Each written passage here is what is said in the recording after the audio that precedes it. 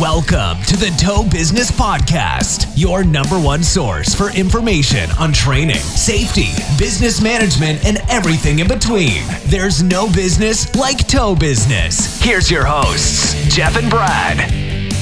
Hey, this is Tow Business Podcast. We are back for the start of season 5. This is the first episode.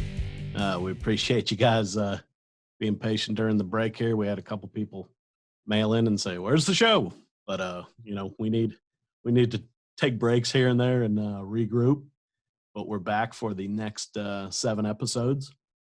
And for this show, we're going to get into a few oddball subjects. But really, I want to take a second to say thank you to everybody. The listeners for the show, the downloads just keep going up and up.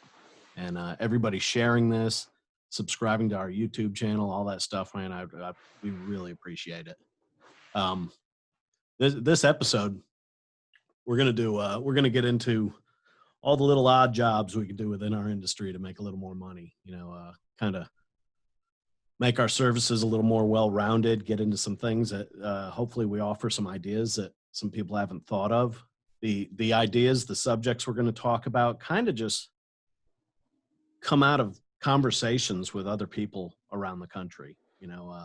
Obviously local regulations and state laws may affect some of these, whether you can do them at all or not, or how you have to do them. There may be some regulations you need to make yourself aware of. So we're just throwing out ideas as kind of a general thing, and we'll take it from there. Brad? Yeah, season 5. It's good to be back, and this is a needed break. Gave us some time to navigate our own businesses through COVID-19, which we're still dealing with at this time. This is June of 2020. Still going. Things are starting to come back to normal a little bit. I know most businesses are bouncing back to some degree. We're still down from this time last year, but we're much higher than we were a month ago. So things are trickling back in the right direction. Yeah.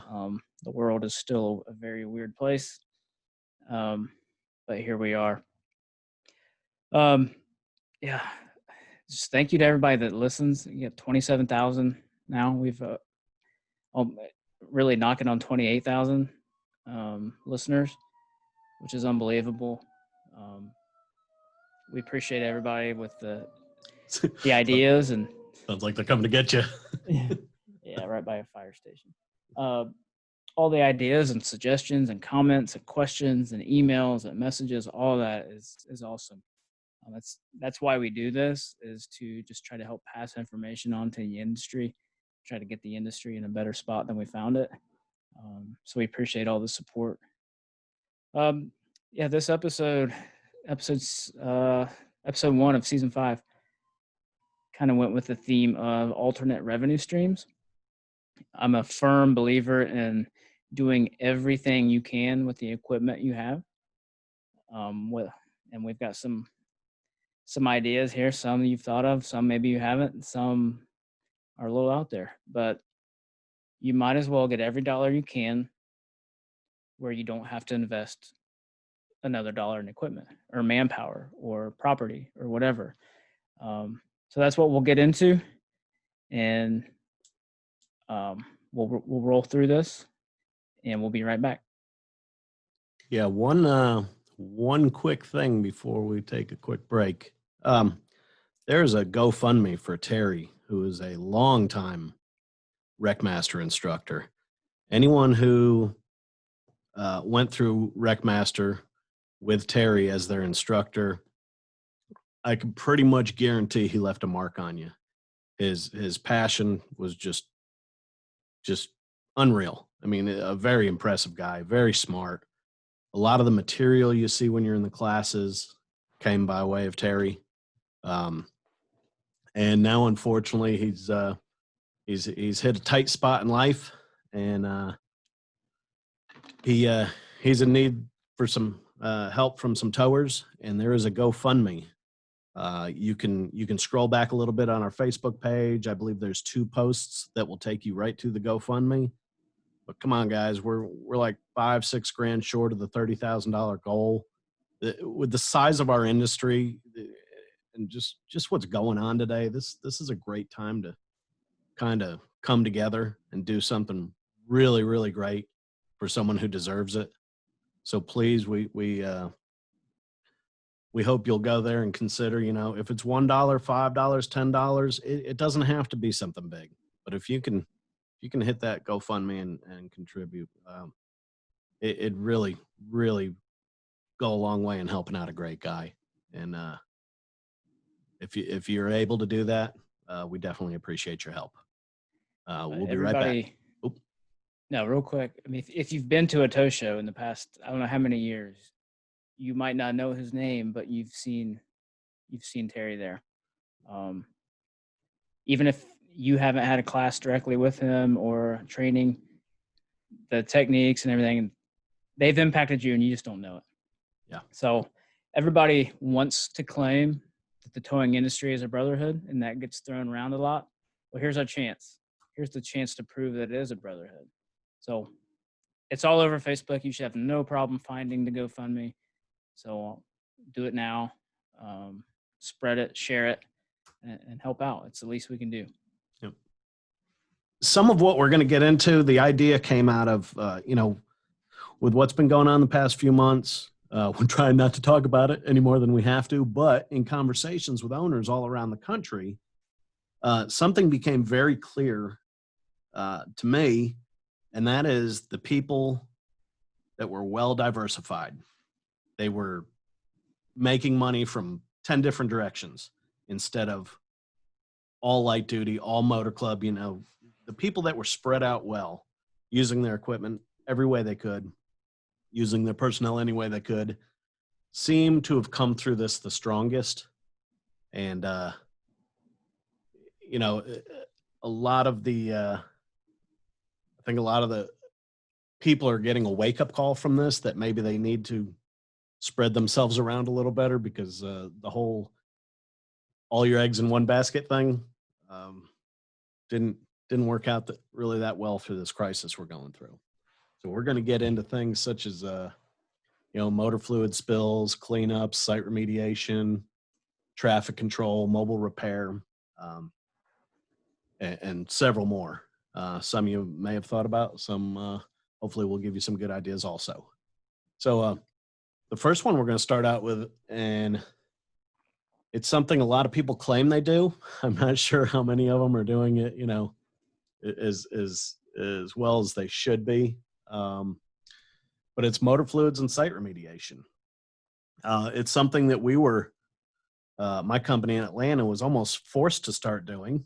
If you wanted to be on the TRIP program, you had to provide these services. You had to have some capability to handle these yourself. So as an equipment requirement, training requirement, we pretty much had to go do it. And as with most change in the beginning, we're like, what do we want to do that for? There's companies around that do it. But once you can start bringing a service like that in-house, not only for the revenue, but just the control factor, you know exactly what was done out on that site right now. If you're hiring another service, you're probably not out there supervising. That's what you're paying them to do, to do the work. And I think you can run into problems if things aren't done correctly. I mean, there's some really specific guidelines on how you have to handle this stuff, how you have to collect it, contain it, dispose of it. So it's a very intricate set of regulations and processes you have to go through. So you need to know how to handle it where you are in your location. Like I said, federal, state, local, there's a million regulations having to do with this. So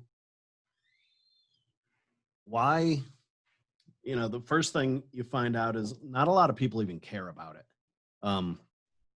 We've still got, all over the place, we've got fire departments that are still choosing to wash debris and gasoline down storm drains. I want to beat my head on the pavement when I see that happen. depending on where you are, what state, we were down in Florida and ended up involved in a company's truck crash. And we saw how the company down there handled the spill. This was years ago, and we're just standing there scratching our heads. I mean, they're marking out the area on the ground that the spill affected, and they're covering up with plastic, and they're making arrangements to come back and dig. And this is something you just don't even see in Georgia for the most part. I mean, there's some kitty litter thrown down and maybe swept up, maybe not. So, I mean, Brad, why should we even do it if nobody seems to care about it? Well, I mean, I feel we have somewhat of a duty to clean up the scene.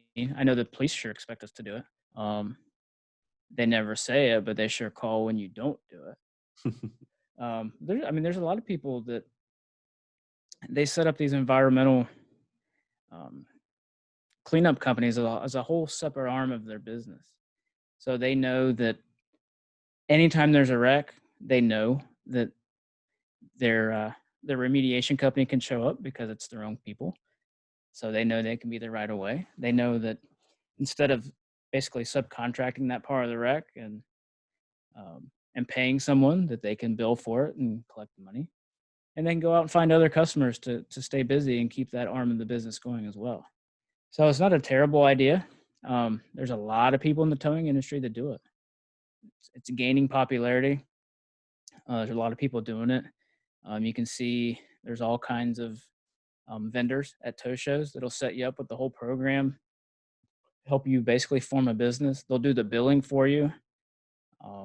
It's a growing part of the industry that you might want to look at. But why should we do it? I mean, without getting too deep into it, one, I think we should, and two, I think we can bill for it. So other than that, I don't know that you need a whole lot of reasons on why to do it. Yeah, I don't understand how any tower, whether you're the owner, a driver, when you go out to a crash scene, it's your job to clean up that crash scene. And let's forget about the regulations. Georgia's actually got a law that says if you're on a rotation, you are required to do the full cleanup out there for the vehicle that you're picking up. Now, that kind of ends up being a pain in the ass because if another tow service gets there first, they're grabbing their car and booking, and you're stuck there with the entire mess. I went over, talked to an officer once. There's a giant Ram 2500 wheel laying in the middle of the road, and the other record service is leaving. And I say to the officer, hey, he hasn't picked up any of his debris. This was a major 3-car collision, rollovers down in the ditch. Everything is a mess. And cop says, oh, I asked him about that, but he told me it goes with the Ford that you're picking up. Well, let's think about this. That Ford is upside down. We can easily see it's got 4 wheels and tires on it. And in the middle of this wheel, in the middle of the road, is the center cap is a giant ram's head. And what he did was a wreck. So come on, let's apply some common sense here. But really, what bothers me the most is when these guys drive off and leave this mess. You can go around town. I bet I could drive around my county right now and photograph probably 20 bumper covers laying in an intersection, or at least half of a bumper cover. I don't understand. This is our community. This is where we live. This is where we work. Why? All it is, it's got to be laziness. There's no other explanation other than laziness. Why are you going to leave that mess in the road? Chances are you have to drive through that intersection on the way to work tomorrow, on the way home today.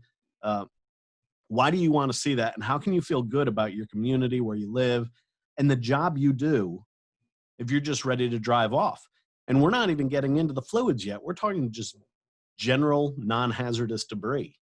You start throwing gasoline and diesel in here, and you just let it sit there. Eventually it's going to rain, and that is going to wash down a storm drain. Most storm drains lead to where? Some sort of watershed. Waterway. Yeah. Why do you want that going in? I know I hear all the time, by the time it gets that far, it's all diluted. Don't worry about it. Really? Do you know that? I don't know that. I don't pretend to know that. I don't like the thought of it happening. We have several water treatment plants in this county, and so wherever the wrecks are, it's never too far from one of those treatment plants. So I don't want that stuff getting into the ground. I don't want to drive by, if there was a big spill and it got into the median, I don't want to drive past that spot for the next 2 years with a big brown spot where grass has no chance in ever growing again. It's just terrible. So it's one more way us as towers can be responsible in our communities, promote a positive, what am I looking for? A positive Image. Yes, thank you. Image. That's a complicated word. I couldn't come up with that one on my own. Positive image for the towers in your area. So I don't know. We got to do it. Now, how far do you want to go? You pretty much have to start out with that as far as what equipment you're going to need, how much personnel, how much training. The training is key here, obviously, especially for the spills. There's some people that choose to stay on the asphalt, and they'll let another company come get into the dirt, get into the water, get into the drains.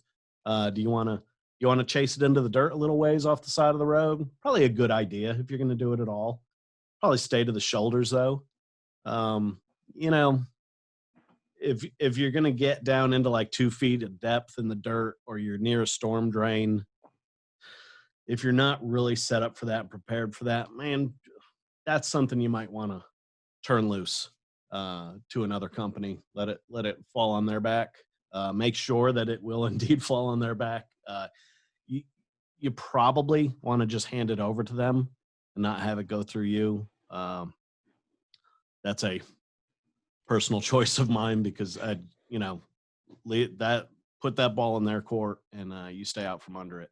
And if you don't get a cut, if you do get a cut, great. Hopefully you've got a deal in place with a large remediation company in your area where maybe they'll toss you a little bit of money from that job for calling them out there. It doesn't always happen. Some of them are willing to do it. Some of them have it built into their agreements with their towers. For something really big, ruptured gasoline tank or something like that, from what I see around the country, in most cases, they're not going to rely on the tower for something like that anyhow. It's going to be a major event. One of the problems I see with these larger remediation companies, their idea of emergency response or rapid response seems to be around the 4 or 5 hour mark, where ours is about 30 minutes. Not only does that allow the mess to get bigger, most likely, but it leaves you standing there, wondering what the heck's going on. When are they going to show up? And they always seem to be an hour away. When you call in an hour, they're going to be an hour away. And I'm not trying to knock them. They're just not used to working in our environment. So they don't understand. And I don't know if they're going to have to come out and clean up a mess either way. So maybe in their mind, what's the difference between the mess that was there in an hour or in 5 hours? They're going to have to come out and clean it all up anyhow. There are some crazy new products out there, absorbents, liquids that supposedly treat the hydrocarbons and make them non-harmful anymore. There's a lot of debate on whether it's snake oil or not. When I talk to these companies, there's 3 companies that come to mind that offer, similar liquid products, and each one of them is gonna argue that theirs is better because. And I'm no scientist. I don't know the difference from one to the other. I don't know how to verify any of these claims are true, other than some of them that do have studies to back up, independent studies. So you can rely on that a little bit, I guess. Yeah, I'm not going to lie and act like I know the chemical breakdown of everything, but there's people that do know. So if you're interested in it, reach out. You can find all kinds of companies at the tow shows, or the internet is a pretty powerful thing right now. So you can find about anything you need to know. and they will train you on how much actually quantifies as a response. If you show up to a fender bender and it's leaking a little bit of water out of the radiator, that's probably not an environmental event to where you're going to be able to bill. So I'm not going to lie and act like I know all this stuff, but I know that there is a threshold on what determines when you can bill an insurance company for the spill remediation. And it's covered. Unlike many things we do, it is covered under liability insurance. So you can at least get paid for that part of you. It doesn't cover your tow and storage, but at least you're going to get the cleanup if it falls under an actual recordable event.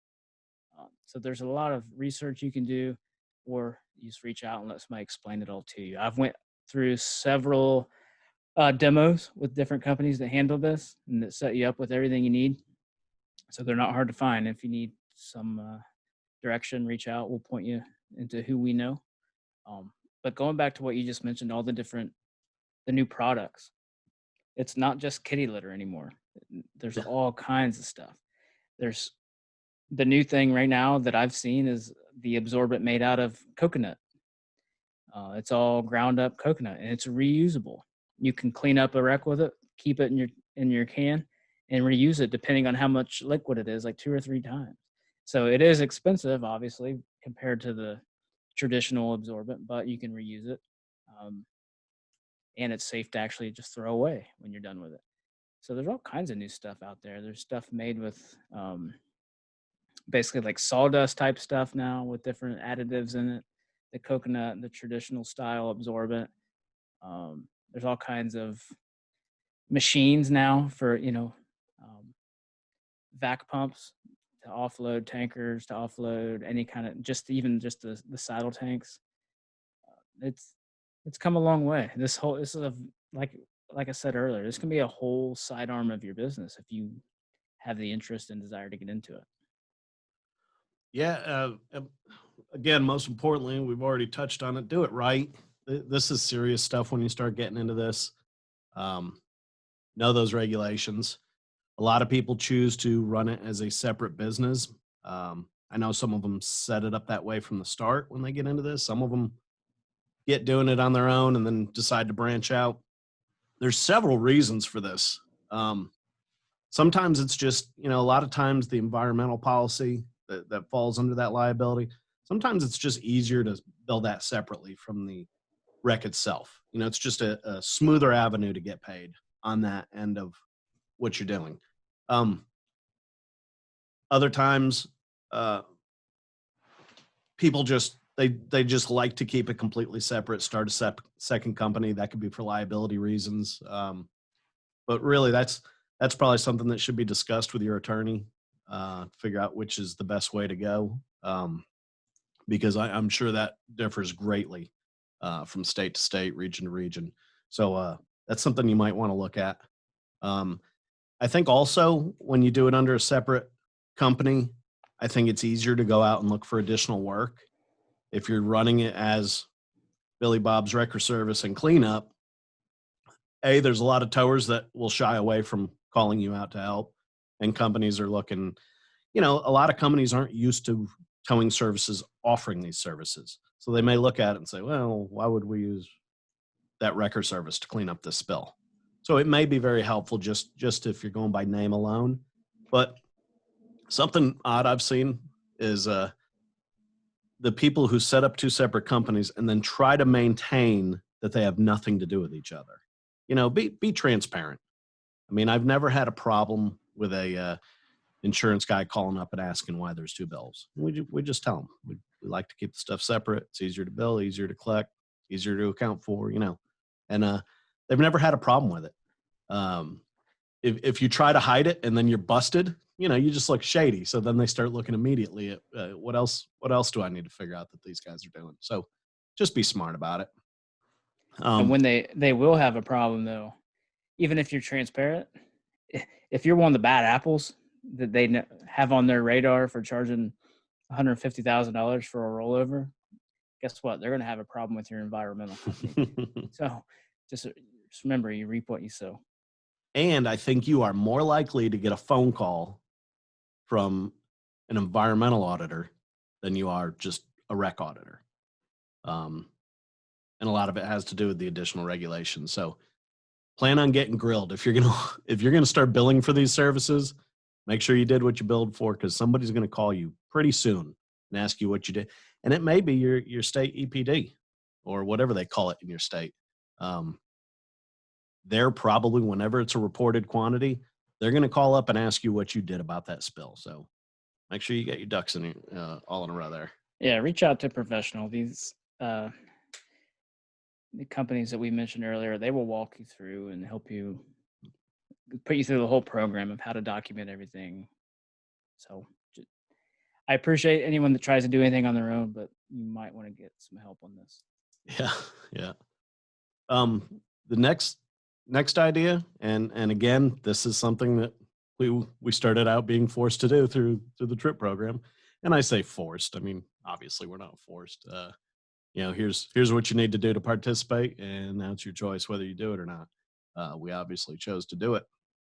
So part of the quick clearance program here in Atlanta, you've got to be able to set up your own advanced warning. You have to know how to do your tapers with the cones and all that good stuff. But I've seen some companies take it further and actually start hiring out for some of their advanced warning traffic control. I've seen one company in the area just set up their own vehicle for the traffic control. And it's a small vehicle, and it's got emergency lighting on it. It's got some signage on it. And that is actually what they will use to adjust the warning for the length of the queue. So in case you're not aware, at certain timed intervals during the duration of a wreck scene, you've got to reassess your advanced warning needs. So if you set up that advanced warning at a quarter mile, but that backup is now 3 miles long, guess where that advanced warning needs to be before that backup? Because you're trying to warn people that traffic may be stopped in front of them. MUTCAD, it's a funny word. It's not actually a word. It's Manual on Uniform Traffic Control Devices. It is the Bible that is used in the U.S. States can tighten up those regulations. They can't loosen them. So that national standard, MUTCD, that's what you want to go by. Any question you have is in that book. There's definitely classes out there that you can take from Flagger and beyond. But everything you have to do is strictly governed by that MUTCD manual. The safety benefits, we're all screaming, slow down, move over all the time. And what better way to keep our guys safe on the side of the road and let people know ahead of time what's going on? You see a lot of these people claiming they're blocking for their brother. Man, that's a tough one. And gosh, wouldn't it be better if we just had somebody in like a little Ranger pickup truck or something with some lights that can actually go out and do it officially, as long as they're doing it within the regulations and they're insured to do that? So much better than thinking about putting a $100,000 carrier out there sticking out in a lane and causing that. You're actually creating a lot more of a hazard at that point. I know the thought behind what you're doing is right, but I don't think a lot of people understand what you can actually cause and get into by doing the whole blocking thing. So the safety benefits are huge, and it's got a relatively low cost of entry. Yeah, and kind of along the same lines, if you're in the business of heavy haul, or you run tractor trailer loads with landalls, low boys, whatever, and you're running over width, over length, super loads, whatever, and you have to have escorts to get those jobs done with the banners and the lights and keeping the distance from the load, you can charge other companies to do the same thing. If you already have the vehicles and all the equipment and you know the rules and regulations, that's another thing you can bill somebody for with stuff you already have. So if you're in that side of the business and you use pilot cars, escort cars, whatever, for your own jobs, you can, with a couple clicks on your website, you can mark it to be found to help with those loads. There's people from out of state, out of the area looking for escorts. Why not? If you already have all the stuff, that's just, hey, if that covers your costs for one day, then that's 1 day of profit basically that you wouldn't have had. So in a business where the average profit is 5 to 8% a year, if you can find ways to make money with stuff you already have and you need for other parts of your business, then why not? It seems silly, but if you can get 20 jobs a year just driving behind a super load for a couple miles or whatever, then why not? Yeah. The next thing we want to touch on is mobile repair. A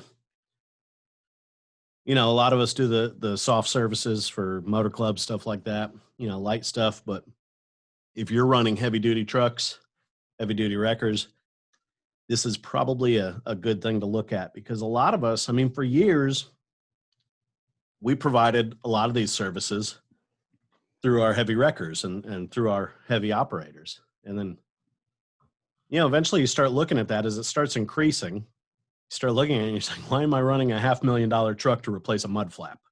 Yeah, we've got the stuff on the trucks. They've got the equipment. They know what they're doing. Well, wouldn't that be a lot better?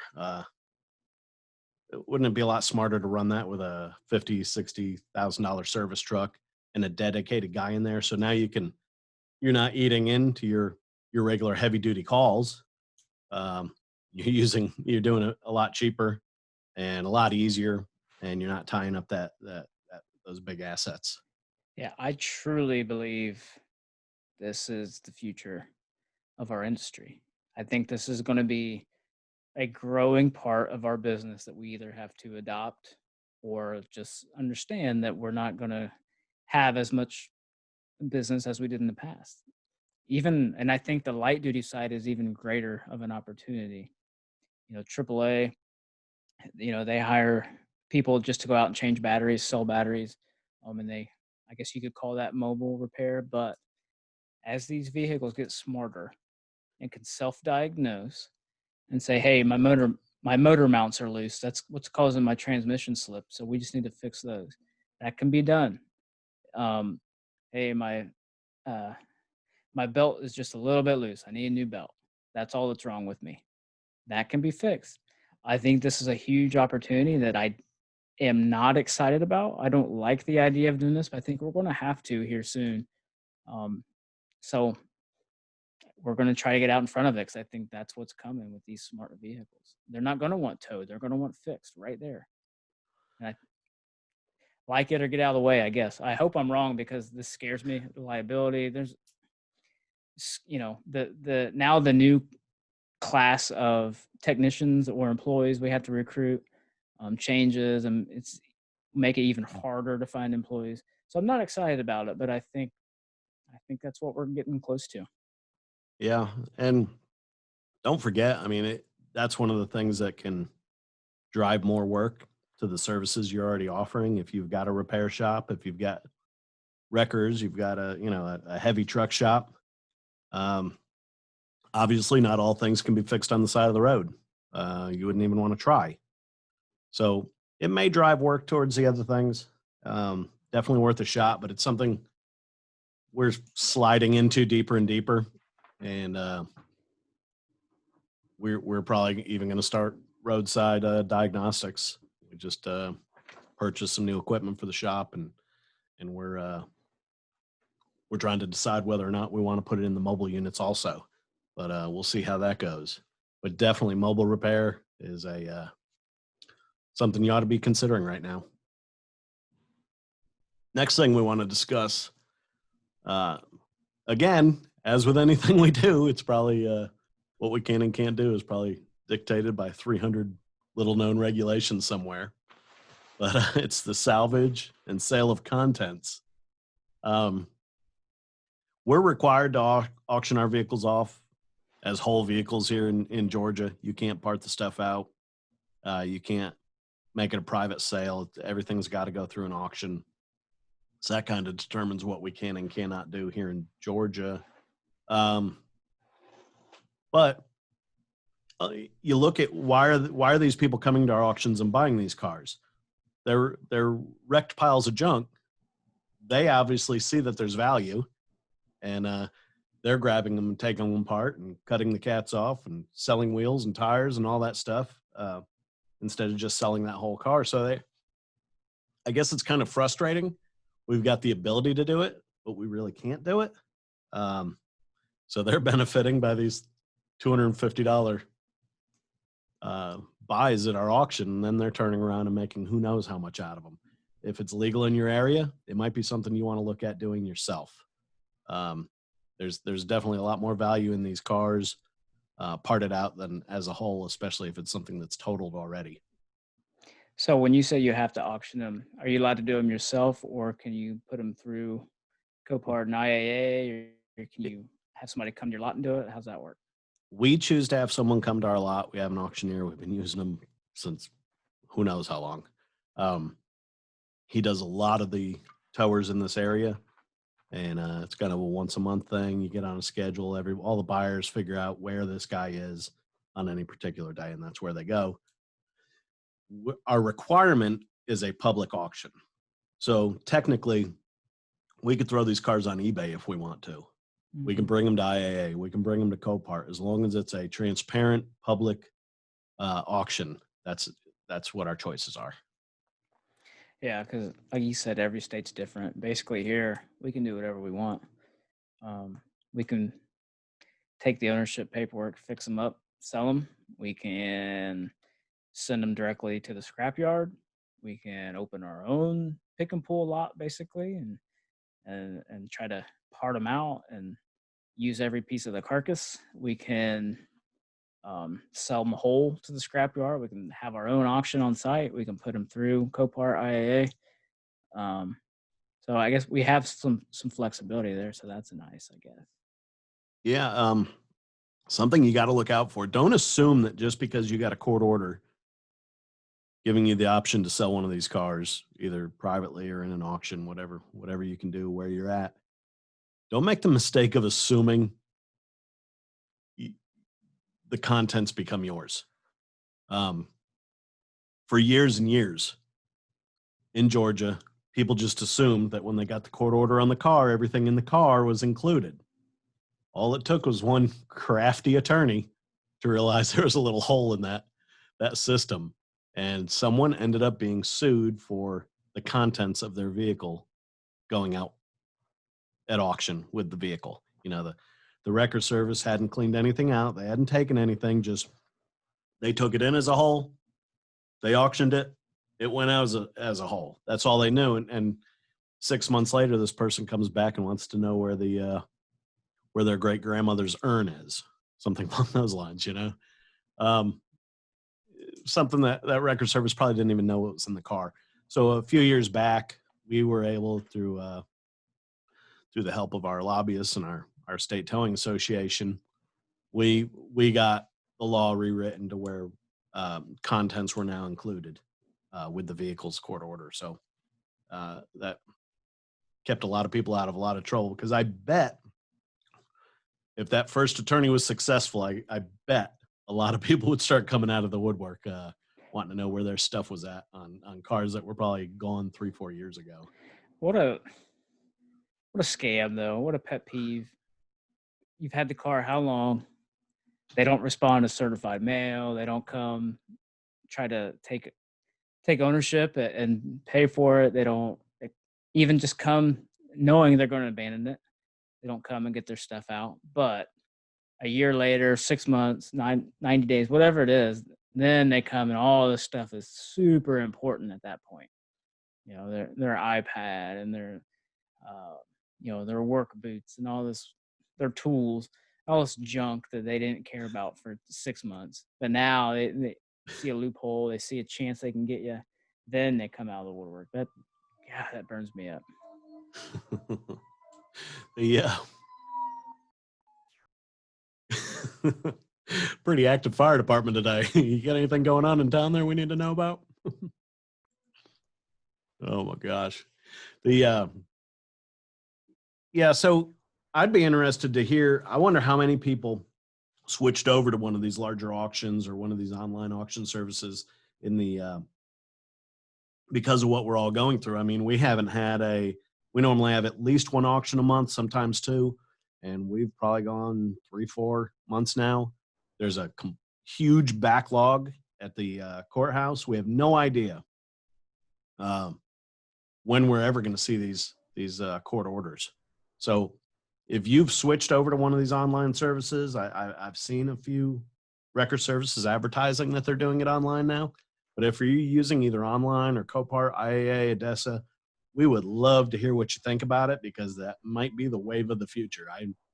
I'm not sure how successful we're going to be trying to bring crowds back to bid on these cars again. And, you know, what you get for those cars is a lot of times determined by the size of the crowd that shows up to want to buy them. So, yeah, and we've never done on-site auctions. We just never have. We do, you know, we dispose of a couple of different ways. Like I said, we take them as a individual case-by-case basis and see what we think the best value is for that vehicle. So we do send a lot through the large auctions, the Coparts, the IAAs. We look at every car, assess the value. You know, these places will give you basically like this little program or spreadsheet to where you can look up and plug in what the car is, and they'll give you a projection on their past 100 sales of that vehicle, what the average went for, and you can make a decision on what you think you can get for it versus putting it through that auction. So you can make what theoretically should be the most intelligent decision for every one of your abandoned vehicles. We, like I said, we have fixed up some. We are maybe a little different. Well, I know there's a lot of people that have body shops too. So we have a body shop, so we can, if it's a 2017 and it's just hitting the rear, one, we might have another rear end in the lot that we have ownership of, or, you know, we can buy parts and still have a reduced labor rate basically and be our own customer. To the end result is a vehicle that's still worth quite a bit of money. So just be smart. I know a lot of people that kind of, I wouldn't say they part out the vehicles, but, you know, the converters, batteries, you know, steel rims, stuff that maybe they can get more money for piece by piece versus just selling the whole car to scrapyard or what have you. They go that route and just try to get the best bang for their buck. And in this industry, I think you have to think that way. yep. How about that big empty back lot you're not using? What do you do with that? Yeah. Go ahead. Yeah, there's quite a few companies like that already have this figured out that you can reach out to, and they basically plug you in this huge network with all the tracking software and everything you need that you can lease out your lot. Yeah. If you're not using it, tractor trailers is mainly what we're talking about here. But Yeah. there's fleets.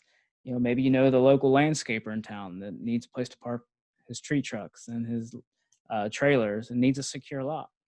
Maybe you have a half acre, you can lease them. Just think outside the box a little bit. Yeah, out of nowhere down here over the past probably year and a half, there's truck parking lots. You know, as these local ordinances keep tightening up, and there's less and less places for these trucks to park. You know, they need secure, legal places to store their trucks when they're not on the road. And this one company around here, it's I don't know, something like parkyourtruck.com or something like that. They seem to be buying up every properly zoned piece of commercial property they can. And they come into this messed up old lot, pave it, put a fence up around it, guard shack, some camera surveillance, and boom, all of a sudden that lot is instantly filled. As soon as they open that lot, within a month, I bet every single spot is leased in there. And you're talking in some cases, probably 200 trucks in one lot. So what kind of return does that have? You know, there doesn't seem to be any kind of shortage of people looking for a place to park their trucks. You used to have these people, they'd just park outside their subdivision on the main road. They'd pull off, you know, far out of the turning lane. Well, we had one like that a few years ago. It was one of the large trucking companies, and this guy was completely off the road, but next to a turning lane. Somebody comes home drunk that night, turns a little too short right into the side of this truck, gets injured, and all of a sudden that driver was arrested, and his company and him ended up in a lot of legal trouble because of this. So, you know, for a couple $100 a month, can you be safe and know your stuff is safe and secure and all that? You know, it's a pretty small price to pay. You can leave your car there in your spot because it's your spot you're renting. So, you know, it's seems like a pretty easy way to make some money off that empty lot. I mean, a lot of people, when you come in and buy a piece of property, you're not necessarily just, the chances of you finding exactly what you need, you know, you may or may not be able to. So in a lot of cases, you're buying a larger piece of property than you really need. So consider that. The other thing is, back to everything else we talked about. If you've got private truck parking on your property, you might be able to drive some business to your mobile repair, private property impounding, your heavy towing. You know, these guys, sometimes they go home for a week at Christmas, come back, their truck won't start. They left their refrigerator on or whatever. So, you know, maybe they need to get towed to the truck shop, or maybe you can run out with your mobile repair and throw a set of batteries in there. You know, there's a lot of opportunity here. Yeah, I mean, if those trucks are if they're in your lot and it gets super cold and they gel up, or like you said, they don't start, they need an unlock, you're already right there. They're going to use you. Yep. So again, you've already bought the property, or you've already leased the property, whatever the case is. You're paying the property tax, whatever. Just offset.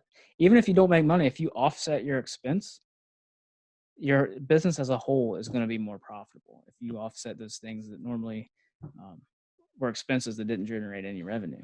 So keep that in mind. That's, you know, land is a very valuable thing, especially zoned for what I would imagine all of our towing companies are zoned for, that we could pull this off. Yep. We're going to finish up with just some random stuff that we thought of. One of the things that a lot of people seem to be getting into all of a sudden, roll-off dumpsters. How hard is it to find a roll-off for a truck wreck at 3 a.m, you know? So maybe you're staging a few of these on the yard, and if they're not being used, maybe you can offer some roll-off dumpster services, maybe grow that a little bit beyond your immediate needs. You can rent these boxes, you can pay for hauling them. And again, you can bill them on your wreck, and it goes back to that control, like with the site remediation. You know where those boxes are at any time. You know how long it'll take them to get to your job site there. So that's a big plus. Yeah, we started doing that. We had bought cans because we wanted them for our wrecks, basically. You get a tractor trailer full of beer, glass bottles overturned in the middle of the night, and you need basically to scoop it all up and put it in roll-off cans. It's hard to find at 3 a.m. in southwestern Ohio. So we bought our own. Then we saw them sitting there one day. We're like, I bet somebody else could use these. So we made some contacts with a couple of restoration companies in the area that come in, you know, when houses burn or they flood or whatever, and they gut the houses, construction companies. And I mean, we lease out, I don't know how many, dozens of them a week. And those cans have paid for themselves tenfold. Our newest cans paid for themselves in 1 week with what we built out for them. It keeps the driver busy. Normally the customers we have for those cans, they want them kind of in a hurry, but it's not like we have to drop everything and get them there within 20 minutes, like a police tow type situation. So it works for us, and we have the cans available when we need them for a wreck. So that's a good line of business for us. I would think for anybody with a decent sized heavy duty company, that it probably would be for them too. They're not that expensive. Now you need a way to haul them, either a trailer or you can find a retired garbage company roll-off truck pretty cheap. It might be the way to go. Think about it. Yeah. One thing I've seen is some of these government auctions, these municipalities, even some of these large universities have their own sanitation department, and these things they'll roll these out of their equipment the thing might be 15, 20 years old, but it's got, 3,000 miles on it. It looks a little older, but the damn thing is a good truck, and very little miles, very little use. So keep an eye on those government auctions if you're looking for some of that stuff too. I saw you wrote down advertise locally for haul away and delivery. What exactly did you mean by that? It kind of plays into the roll-off can. You get these individual people gut in their house or whatever, and I see it all over Facebook. You need somebody to haul away drywall and brush, blah, blah, blah. If you got trucks sitting, I don't believe I'm not too good to do anything. And I think many of us probably feel the same way. If I got trucks sitting, guys that I'm paying, anything I can get on that truck within reason, I'll do it. I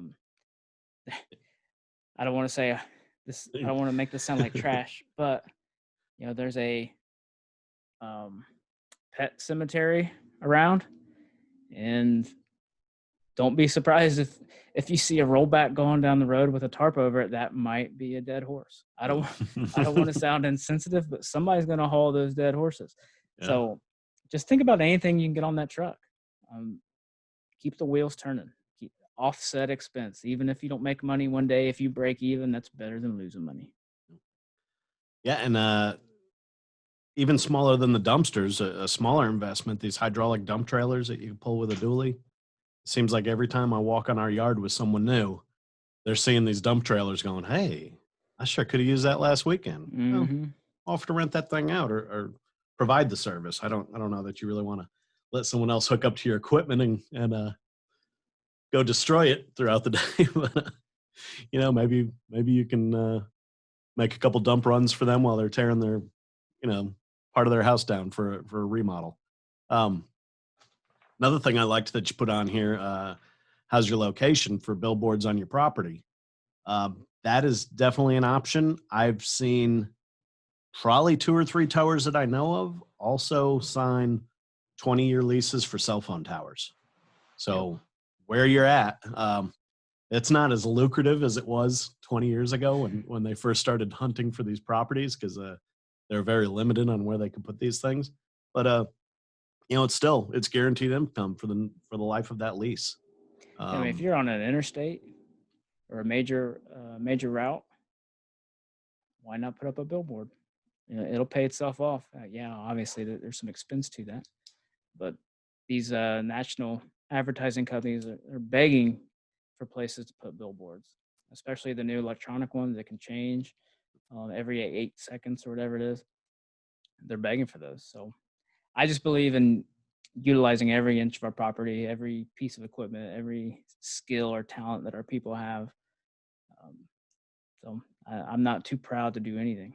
How about a unused office space? Do you have any that you could possibly rent out? We just bought a building adjacent to our main property, and that's something we're going to be looking at real soon as we build out the new offices in that new building. What are we going to do with our current office? Well, it's actually a separate building, again, on another adjacent piece of property. So professional space, a doctor, an accountant, whatever, they may be looking for a nice little office like that. So make use of that dead space you've got already. Yeah. If you got a building that's bigger than you need, and your best friend is the local HVAC guy, and he needs 2 offices and a bathroom and a little bit of garage space, and you can come off that, then hey, why not? It's just dead space to you. A little bit of recurring monthly revenue to offset some of your costs, and why not? Right here, make a truck available at festivals and large gatherings for unlocks, winch outs, etc. That is a great idea. We've done it. One of the benefits of having the movie studios here in Atlanta now, when they wrap up a season or a movie, they throw a giant, you might as well call it a festival. And it's never in a convenient location. It's way out in the woods somewhere, maybe on the last set they had. And, they have a great need for this stuff. The unlocks, the winch outs, everything. jump in quick though. What I see is the second you hear something like that's coming to town, that's when you want to start figuring out who you need to talk to, because this is something I guarantee 5 other companies in the area want to do also. It's quick, easy work, maybe 1 or 2 dedicated guys out there and 1 or 2 trucks for the day. And gosh, that stuff gets pretty sweet when you're just doing one after the other and not having to drive anywhere really to get to them. You got to deal with those pain in the butt crowds, but Yeah, I mean, this might not be the best year, 2020, to be talking about large gatherings and festivals, because they apparently are not really happening right now. But we've always done. There's some festivals that come to this area every year. They're outdoor. People park in grass, and every year it rains. It's a home run. It's You're helping people. You're getting them home. Pull them out, get them back on the road. They don't have to sit there for hours waiting on somebody to show up. You're already there. We stage a skid steer there, so there's no job we can't get out. It's always proved profitable for us. It's good advertising. Throw maybe some commission guys there on their day off, volunteers, whatever, and they usually make a killing. Now, some of it's weather permitting, some of it's just unlocks. Maybe it's really hot, you get a lot of dead batteries. It's never not worked for us. I mean, some years have been better than others, but if you have large festivals, concerts, we have the air show. This is home of the Wright brothers here in Dayton, Ohio. So we have the air show every year. People are forced to park in the grass, and it usually works out well for us. There's opportunity everywhere. You just got to look. That's about all we've got on the list. I guarantee we left out about 300 things we never thought of. We'd love to hear your ideas. And I think I'll probably a couple more random ones that I added after I sent this to you. Oh, okay. I'm just trying to think of jobs we've done in the past that are kind of weird, that maybe might be right in somebody else's wheelhouse. I mean, we've been asked to haul hay and feed for farmers, on landalls. How many bales of hay you can fit on a landall? It's quite a lot.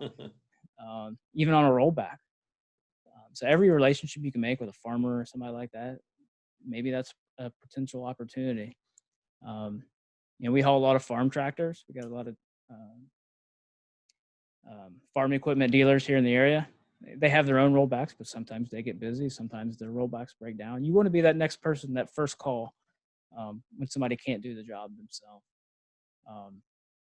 After hours dispatch, there's some people I know in this industry that answer the phones after hours for other towing companies.